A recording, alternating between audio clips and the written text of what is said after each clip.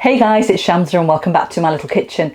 Today's recipe calls for your air fryers, so take them out because we're making tandoori chicken in an air fryer in under 30 minutes. This recipe is perfect to serve up to family and friends and is ready in no time. Now, if you don't have an air fryer, don't worry, I'm going to leave a link to my Amazon account in the description box for you guys below. Check it out. You can purchase the same air fryer as mine or something similar. By using my account, you're going to allow me to earn a few extra pennies, which will go towards the cost of ingredients, which will really be greatly appreciated. Guys, I hope you've enjoyed watching this video. Please do give it a thumbs up if you found it helpful. I'll appreciate it. And, you know, enjoy this, share it with your family and friends, make it for your family and friends. And I'll catch you soon with another one. But before I do that, please make sure you hit that subscribe button, turn your bell notifications on for all things cooking. And now we're going to run through the ingredients with you quickly and then we'll start cooking. So the ingredients you're going to need is approximately 1.7 kg of chicken drumstick and thighs. I've left these as one whole piece. Traditionally, we like to serve tandoori chicken as one piece per person. So that's how we serve it, and that's how I like it, and that's how I'm showing you the recipe. All I've got my butcher to do was to create deep cuts into the thickest part of the thigh and also the drumstick. So you've got 2 cuts on the thigh and you've got 2 cuts on the drumstick, and that is going to help the marinade penetrate into that meat to give you the best flavour ever. I've just washed it and just set it aside in this bowl. Here I've got 2 heaped tablespoons of Greek yoghurt. You can use natural if you wish. I've got here the juice of 2 limes, which I've just strained to get rid of any pips. Here I've got 2 heaped tablespoons of tandoori marinade paste here. Now I use the pataks range, which I highly recommend. Now if you don't have this, you can skip this part, but like I said, it adds a really nice extra depth of flavour to the marinade, and I honestly always use it in my sort of like tandoori chicken recipes. And here I've got 4 tablespoons of oil, and I have the following ingredients. I've got fresh garlic cloves. This weighed 50 grams in total. I've got a large piece of ginger which I've just peeled and roughly chopped up. This was 40 grams in weight. And here I have 4 green chillies. These are slightly spicy, and if you want to reduce them you can do. If you want to add more, that's entirely up to you, but for this amount of meat, these 4 chillies are perfect. And I have the following spices. I've got a heaped ½ a tablespoon of salt, coriander powder, garam masala, and deghi mirch, which is the Kashmiri chili powder, which adds a really nice flavour and colour but not the heat. I've got 1 teaspoon of turmeric powder, and I've got ½ a teaspoon heaped of dried chili flakes. I've got ½ a tablespoon of whole cumin seeds, not roasted, and I've got here 1/4 of a teaspoon of food colouring, red and orange. Again, optional, you don't have to add this in, but again it does add a really nice colour and just looks really good once the tandoori chicken is cooked. So let's start cooking. Okay, so before we do anything, the first thing I'm going to do is I'm going to take my garlic, my ginger and my chilies, and I'm just going to pop them into my food processor, and I'm going to blitz them with a little bit of water to create a paste, and I'll show you how that looks. And we need 2 tablespoons of this paste. Right, okay, so I've just created a paste with the garlic, ginger and chilies, and now I'm going to take 2 heaped tablespoons and just pop them into this bowl like that. Really nice. And you've obviously got some paste left over. What I want you to do is don't waste this.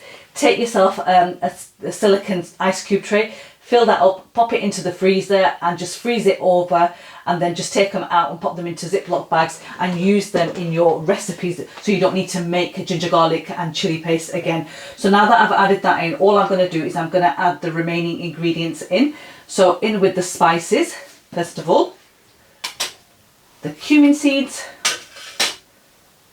the food colouring, I've got the oil going in, the yoghurt,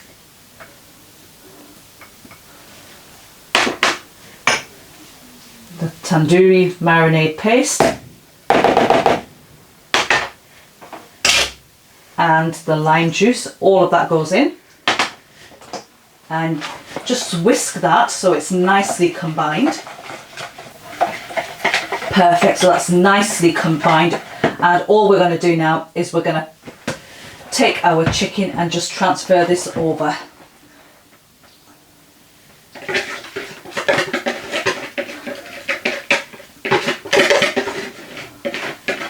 And then all we're going to do now is we're just going to mix this into the meat and just make sure every piece is really nicely coated, and make sure you sort of like get it into the cuts as well. So you can see that the chicken has really nicely taken on that lovely colour from the marinade. And all I'm going to do now is I'm just going to leave these in this bowl and just take my gloves off.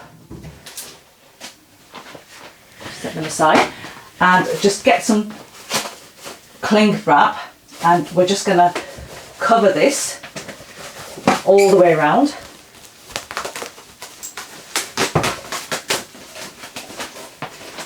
Sorry, I just have to lift it up to get this over like that. And we're just going to pop this into our fridge overnight and let that marinate. And if you're in a rush, then I recommend at least 6 hours of marination before you actually start to cook these. But I'm going to leave it overnight because that's where the flavour's going to develop, and I will show you what you need to do with these tomorrow now. So I'll see you guys back then. Hi guys, I hope you're well. This is the next day. I've taken my marinated tandoori chicken out of the fridge, and it's been sitting and resting and coming down to room temperature for approximately 3 hours. And minimum, you need 1 hour of resting for it to come back to room temperature, but mine's had 3 hours because I had other chores to do. And I'm just going to remove the cling film.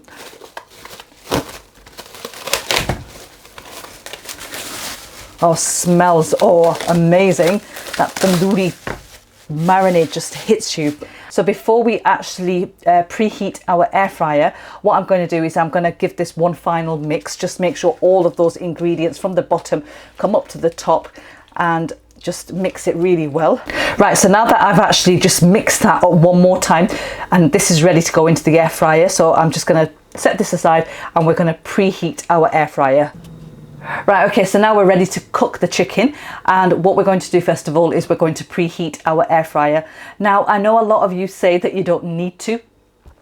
I highly recommend that you do, because again, this is a mini oven. You want the temperature inside the basket to be the correct temperature before you add any kind of food in there, so I highly recommend it. The rest is entirely up to you. You guys decide that for yourself.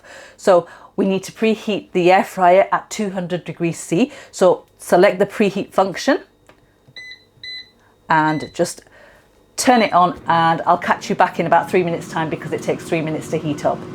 Right, okay, so the air fryer has preheated. I have my chicken here, and I'm just going to pop this to the side, and now we're going to place the chicken inside. And in here I've actually got my crisper plate in there, and you want that in there when you're making this, because you don't want the chicken pieces to be sitting in the natural juices once they start cooking.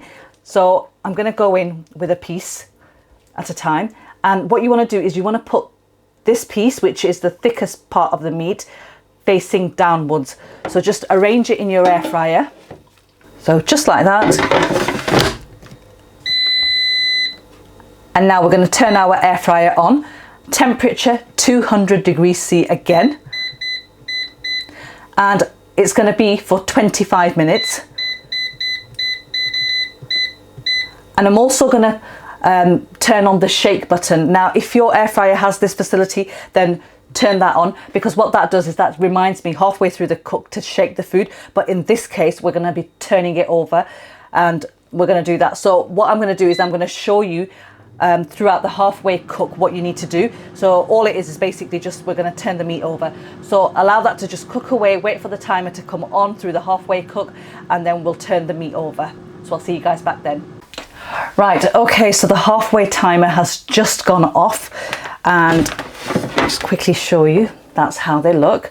And I'm just gonna take some tongs and just turn the pieces over, and then straight in again, and then just allow them to cook for the remaining amount of time, and I'll show you how they look once they're done. Okay, so the 25-minute timer is up, and this is how the chicken looks. absolutely wonderful, fully cooked in an air fryer. I'm just going to transfer this out onto a plate and cook the remaining 4 pieces. But before I do that, guys, just want to mention the crisper plate that's inside. You might want to just give that a wipe down or a quick rinse before you actually cook your second batch, because any marinade that's obviously burnt in there on that plate will transfer onto your chicken pieces, and you don't want that. So let me just take this out and just cook the remaining batch, and I'll show you how it looks once it's done.